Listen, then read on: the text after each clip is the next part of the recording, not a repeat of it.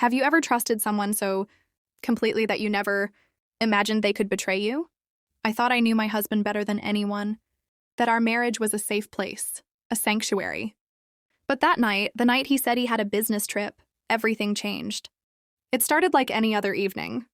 He kissed me goodbye, promised he would be back late, and smiled like nothing was wrong. I didn't suspect a thing. But deep down, a small nagging feeling, a whisper of unease wouldn't leave me alone. I told myself it was paranoia. I was overthinking. I should trust him. The next day, I was scrolling through my emails when a message caught my eye. It wasn't meant for me, it was clearly addressed to him, sent from a private account I had never seen. The subject line alone made my stomach drop. Looking forward to tonight? I froze, my heart started racing. I stared at the screen, rereading the words over and over, unwilling to believe what I was seeing. But every sentence confirmed it. He wasn't on a business trip. He was lying. I didn't confront him immediately. I needed proof, something undeniable. I quietly checked his messages, his schedules, and every little detail I could access without raising suspicion. Each discovery was a dagger, each confirmation a punch to the gut. Photos, texts, secret calls, it was all there. And then it hit me like a tidal wave. He had been cheating for months, possibly longer. And the worst part? He had been hiding it right under my nose. I felt numb, terrified, and furious all at once. I wanted to scream, to run, to grab him by the collar and demand every truth at once. But instead, I made a choice. I would stay calm. I would gather everything I needed to protect myself and confront him when I had all the facts. Impulsiveness would ruin everything. Strategy was my weapon. Over the next few days, I collected evidence. Screenshots, call logs, email exchanges, every text message that proved his lies. I even found receipts from dinners and trips he had claimed were for work. I became obsessed, not out of malice, but out of a desperate need to ensure I wasn't imagining things. Every piece of proof I gathered tightened the noose around the reality I had been living in. Once I had everything, I finally confronted him. I didn't yell. I didn't cry. I simply sat him down, slid my phone across the table, and watched his face change from smug confidence to panic. "What is this?" he stammered. I didn't answer. I just watched him squirm, watched him realize that the game was over. He tried every tactic I could have expected. Denial, excuses, shifting blame. "You are overreacting," he said. "It is not what it looks like." But I had seen enough. I had proof. I had every word, every lie, every act of betrayal laid out in front of him. I saw the cracks form in his composure, and I realized something important. His charm, his manipulation, they only worked on people who let them. And I was done letting him control me. The weeks that followed were tense and surreal. I cut off every method of communication I could. Changed passwords, blocked accounts. I made sure he could not manipulate me further. And then I began planning my next steps, because I knew this betrayal could not be left unchecked. Not just for me, but for anyone else who could be hurt. I discovered that he had been sharing details of our private life with her, my routines, my vulnerabilities, the things I confided in him. The thought made my blood boil. I realized I needed to act, not out of spite, but to reclaim my power, my dignity, and my life. I started with small actions that would destabilize his sense of control. I changed locks, I updated security systems, and I quietly informed a close friend about the situation. Everything was done without drama, without confrontation, but each step ensured that he would no longer have access to my life or my peace of mind. Then came the revelation that shocked me even more. While investigating her, I discovered that she was not some innocent outsider. She had known about him, being married from the start. She had been complicit, actively engaging in deception, and had relished the secrecy. I felt anger, disgust, and a perverse sense of relief. At least now I understood the full extent of the betrayal. I confronted her as well. I sent a calm, measured message detailing everything I knew and how her choices had consequences. She tried to justify herself, to make excuses, but I was unmoved. There was no negotiation, no apology that could undo the damage. Her arrogance faltered when she realized she had underestimated me, the quiet, calculated force she had never noticed. During all this, I focused on rebuilding myself. I took up old hobbies, reconnected with friends I had neglected, and poured my energy into my career.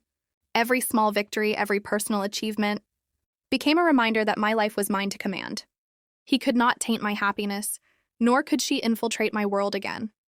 I also sought counsel from a lawyer to ensure all legal protections were in place. Marriage, finances, privacy, everything was being secured. I realized that betrayal often leaves practical vulnerabilities, and it is crucial to protect oneself on every front. I was meticulous, deliberate, and thorough. Finally, the day came when I showed him the final proof, not to shame him, not to humiliate him in public, but to make it impossible for him to deny reality. I presented every screenshot, every message, every trace of deceit, and then I left him to deal with the consequences. I did not engage further. I did not give him excuses to manipulate my emotions. Silence became my most powerful weapon, and in that silence, I found peace. I had acted with precision, strategy, and self-respect. I had confronted betrayal without losing myself. The feeling was indescribable, a mix of liberation, empowerment, and quiet satisfaction. He had underestimated me for years, assumed that my love and trust could be exploited without consequence. He was wrong. In the days that followed, I started noticing the subtle shifts in his world. Friends who once supported him distanced themselves when they realized his lies were exposed. The other woman's smugness faded as her role in the betrayal became evident. And I thrived. My life became richer, fuller, and more authentic than it had ever been. By the time the year ended, I had rebuilt my home, my relationships, and my sense of self. I traveled, worked on personal goals, and surrounded myself with people who truly valued me. Every day was a reminder that betrayal is not the end. It can be the beginning of strength, strategy, and empowerment. And yet, there remained a quiet thrill in knowing that he could watch, powerless as I flourished. That realization, silent, unspoken, and complete, was my ultimate revenge. Not violence, not confrontation, not public shaming, but the simple, undeniable fact that I had reclaimed my life. He had lost me, and nothing could change that. I also realized something crucial. Revenge is not about hurting someone else. It is about restoring your own dignity, reclaiming your peace, and building a life that no betrayal can ever compromise. That understanding, that perspective, is far more powerful than any angry words or vindictive acts. Even now, months later, when I look back, I can see how fragile trust really is, how one person's deception can ripple through every aspect of life. But I also see how strong and resilient a person can become when they face betrayal with intelligence, courage, and deliberate action. I am stronger, wiser, and more confident than I was before. And so I have moved on, not out of spite, not out of revenge, but because life is too precious to be wasted on those who do not value it. I have regained control, reclaimed my happiness, and rebuilt my world on my own terms. He thought a business trip could hide the truth. He thought deceit would go unnoticed. He was wrong. I saw everything, I acted. And I emerged victorious, not because I wanted to hurt him, but because I refused to let his lies define my life. After I walked away that night, I realized the real challenge had only just begun. It was not enough to simply expose the truth and reclaim my peace. I needed to ensure that the consequences of his betrayal were unavoidable, that the weight of his actions hit him fully. The next morning, I contacted his colleagues subtly, discreetly. I did not accuse, I did not vent. I simply shared facts that could not be ignored, missed deadlines, suspicious behaviors, and the inconsistencies in his business trips. Within days, the professional image he had carefully crafted began to crumble. Meetings were canceled, promotions paused, and whispers of misconduct followed him wherever he went. He had always prided himself on control, on the perception of success. Now it was slipping, and I watched quietly, with a measured calm as it did. At home, I made sure my environment reflected my reclaimed autonomy. I removed traces of him from shared spaces, photos, gifts, mementos. Each item I discarded or reorganized symbolized a small victory, a personal boundary restored. I realized that the physical act of reclaiming my space was as critical as exposing the emotional betrayal. Then came the phone calls. Friends who had been manipulated into siding with him began reaching out, either seeking truth or inadvertently offering it. I kept records, detailed logs, each conversation stored in case it became relevant. I was no longer a passive participant in my own life. I was the architect of a careful, deliberate strategy. Every move he had made in secret, every lie he had told, was now cataloged, analyzed, and positioned for maximum impact. I also confronted the other woman in person. She tried to deflect, tried to blame circumstances, tried to act innocent. But I had already learned that silence, paired with knowledge, can be devastating. I simply laid out the evidence in front of her, watching her expressions change as the reality of exposure set in. She had underestimated me, assumed my silence was weakness. She learned the hard way that I was neither naive nor passive. As days turned into weeks, I noticed subtle shifts in his behavior. He attempted to regain control, tried small manipulations, casual lies, anything to unsettle me, but I had learned to see through the masks. I kept my responses minimal, measured, unemotional. Every attempt he made to provoke me was met with quiet observation. I realized that one of the most powerful forms of revenge is indifference, the calm acknowledgement that he could not touch me anymore. I also began to document the financial discrepancies, the secret expenditures, and the hidden accounts he had tried to conceal. I worked with a trusted attorney to ensure that my rights, and the rights of anyone impacted by his deceit, were protected. Every discovery I made added a layer of security and closure. Knowledge, I realized, is power, and I had more than enough. There were moments of doubt, moments when I questioned whether I was overreacting, whether my actions were too calculated. But each time I reminded myself of the months, the lies, the manipulation, and the betrayal. I had trusted completely, and I had been used. Now it was time to ensure that trust could no longer be weaponized against me.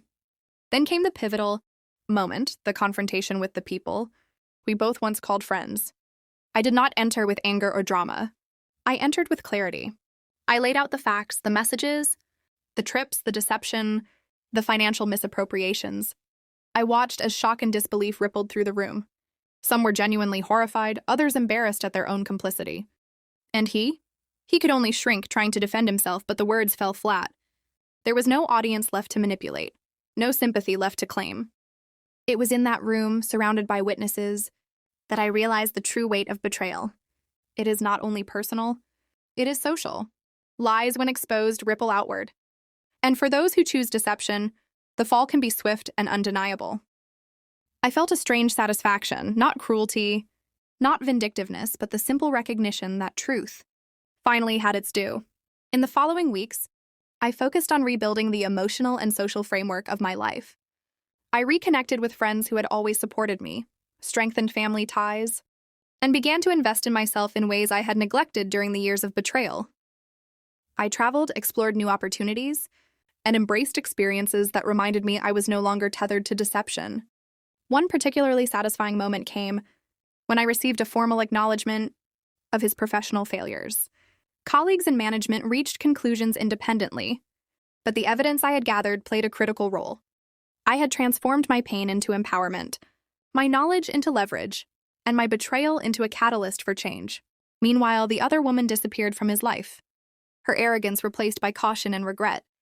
I had chosen not to humiliate her publicly, but her awareness of exposure was punishment enough. She had learned, like he had, that deception is fragile and easily shattered. Even more importantly, I had reclaimed my self-worth. I realized that the ultimate revenge is not in retaliation, but in living fully, authentically, and without the shadows of those who sought to undermine you. Every step I took, every boundary I enforced, every personal victory was a quiet, indelible mark of resilience. And then came the day when he tried one last time to contact me. I ignored it. He sent messages, left voicemails, tried casual encounters, each attempt more desperate than the last. But I remained untouched. My life, my choices, and my happiness were no longer negotiable. I had emerged not broken, but stronger, wiser, and in control. I reflected often on the journey, the shock, the disbelief, the careful gathering of evidence, the confrontations, the subtle dismantling of the facades that had once held me hostage. Each phase had taught me a lesson. Trust cautiously, observe carefully, and never underestimate your own strength. And in the quiet moments, when I was alone with my thoughts, I allowed myself a small smile. The woman who had once been blindsided, naive and manipulated, now stood tall, empowered and unshakable. Every deceit, every lie, every secret act of betrayal had become a stepping stone to liberation. In the end, I did not need public revenge, spectacle, or drama. The proof was in my life, the work I accomplished, the relationships I nurtured, the confidence I reclaimed. He had lost everything that mattered, not because I sought revenge, but because I refused to let him define my reality. I realized that betrayal, does not need to destroy you. It can strengthen you if you approach it with clarity, strategy, and self-respect. That is the lesson I carry with me, and the lesson I hope others can learn from my experience. As I walk forward today, I am unburdened, resilient, and free. I have taken control of my life, my happiness, and my narrative. The man who thought he could deceive me, manipulate me, and control my world has learned the most important truth. Underestimating me was his gravest mistake. And so the story ends not with chaos or bitterness, but with quiet triumph, reclaimed dignity, and the unshakable knowledge that I am stronger than anyone who tries to diminish me. The betrayal was a chapter, but it is not my entire story. My life continues, and it is mine, unbroken, untamed, and victorious.